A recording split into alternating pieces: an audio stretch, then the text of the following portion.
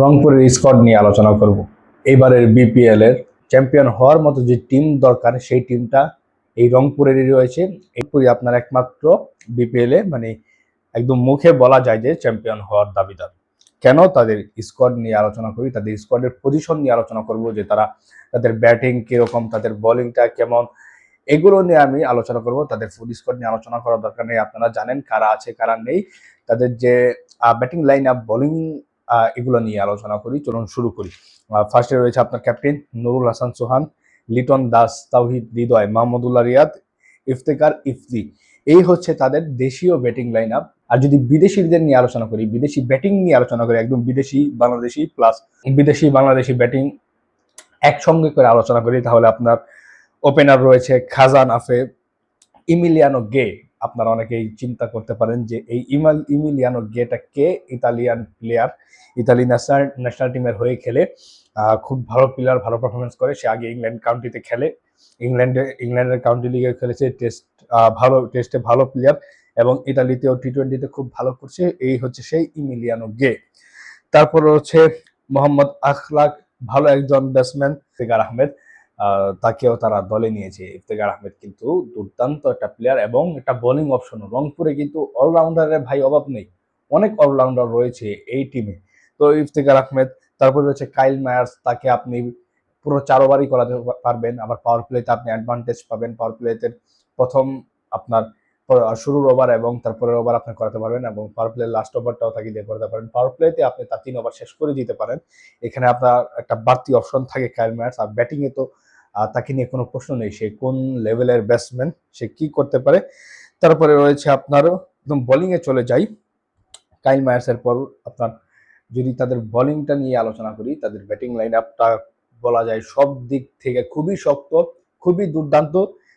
তারা যে দেশি প্লেয়ার নেয়নি, তাদের যে বিদেশি প্লেয়ার গুলো রয়েছে তাদের দিয়ে তারা মিডল অর্ডার, টপ অর্ডার সব জায়গায় কিন্তু একদম সেট করে ফেলবে। সব জায়গাটা কিন্তু একদম ব্যালেন্স করে ফেলবে। তাদের ওই পরিমাণ বিদেশি প্লেয়ার রয়েছে, তারা যে কোনো সময় যে কোনো পজিশনে তারা ব্যাটসম্যান নামিয়ে দিতে পারবে, তাদের কোনো সমস্যা হবে না। তারপরে যদি আমি বোলিং নিয়ে আলোচনা করতে যাই, তারা ফার্স্টে আপনার সাইন করিয়েছে আপনার বিদেশি বলার সুফিয়ান মুকিমকে, তারা সাইন করিয়েছে।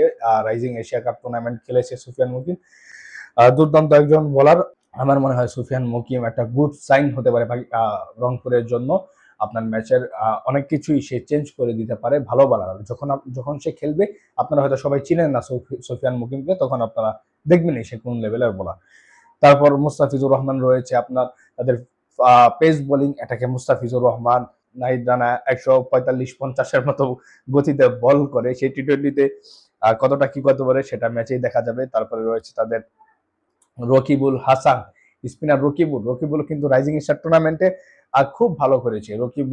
রকিবুল থেকে কিন্তু এত ভালো খেলা আমরা এক্সপেক্ট করিনি যে সে এত ভালো বোলিংটা সে করতে পারবে। আর দুর্দান্ত ফর্মে আছে রকিবুল, তাকে কিন্তু বোলিং এ স্পিন লাইন আপনাতে খুব ভালোভাবে কাজে লাগাতে পারে রংপুর রাইডার্স। তারপর আপনার রয়েছে আলিসাদ ইসলাম, চ্যাম্পিয়ন মেন্টালিটির একজন বোলার। এই আলিসাদ ইসলাম থাকার কারণে তাদের স্পিনটা আরো দুর্দান্ত হয়ে উঠেছে, আরো আগুন হয়ে উঠেছে তাদের স্পিন লাইন আপটা। তারপরে তাদের ফার্স্ট বোলিং এ রয়েছে আরেকজন মৃত্যুঞ্জয় চৌধুরী, ফার্স্ট বোলার দুর্দান্ত। তারপর রয়েছে নাইম হাসান, বাংলাদেশ টেস্ট প্লেয়ার। নাইম হাসানকে আপনারা সবাই চিনেন, সেও খুব ভালো বোলার, তাকে রেখেছে। তারপরে রয়েছে কামরুল ইসলাম রাব্বি, ফাস্ট বোলার। তাকে আপনারা যাই মনে করেন, সে বিপিএল এ কিন্তু দুর্দান্ত, বরাবরই দুর্দান্ত খেলেছে। আপনার বিপিএল এ ভালো খেলেছে, বিপিএল এর সরি বিপিএল আপনার বরিশালের হয়ে ভালো খেলেছে, রংপুরের হয়ে যখন খেলেছে ভালো করেছে।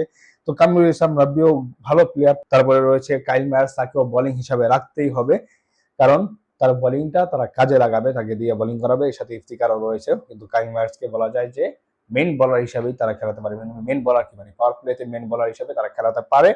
তাদের ফার্স্ট বোলার রয়েছে 5 জন এবং স্পিনার রয়েছে 4 জন। এই যে তারা দুর্দান্ত কম্বিনেশন তৈরি করেছে, এর সাথে তারা চাইলে আরো কাউকে বোলিং করাতে পারে। মাহমুদুল্লাহ রিয়াদ রয়েছে, তারপরে ইফতিকার হোসেন রয়েছে, ইফতিকার আহমেদ রয়েছে। তাদের হাতে হিউজ পরিমাণ অপশন আছে। এত কিছু থাকার পরে যদি তারা চ্যাম্পিয়ন না হতে পারে, তাহলে এটা হবে অঘটন এবং তাদের ব্যর্থতা, ভয়াবহ ব্যর্থতা, ভয়ঙ্কর লেভেলের ব্যর্থতা, তারা যদি চ্যাম্পিয়ন না হতে পারে এবারের আসরে। তো এই হচ্ছে রংপুরকে নিয়ে আলোচনা। আপনারা যারা রংপুরের সাপোর্টার রয়েছেন, তারা আপনারা কি মনে করছেন, এই রংপুর টিম কতদূর যাবে? সামনে আরো সাইন আসতে পারে, আরো ভালো প্লেয়ার তারা তাদের স্কোয়াডে আনতে পারে। তো আপনারা কি মনে করছেন এই রংপুর কত দূর যেতে পারবে, কত কি করতে পারবে? আপনারা চাইলে আপনাদের কমেন্ট বক্সে আপনাদের মতামত জানিয়ে দিতে পারেন। ভালো থাকবেন, সুস্থ থাকবেন। ধন্যবাদ সবাইকে।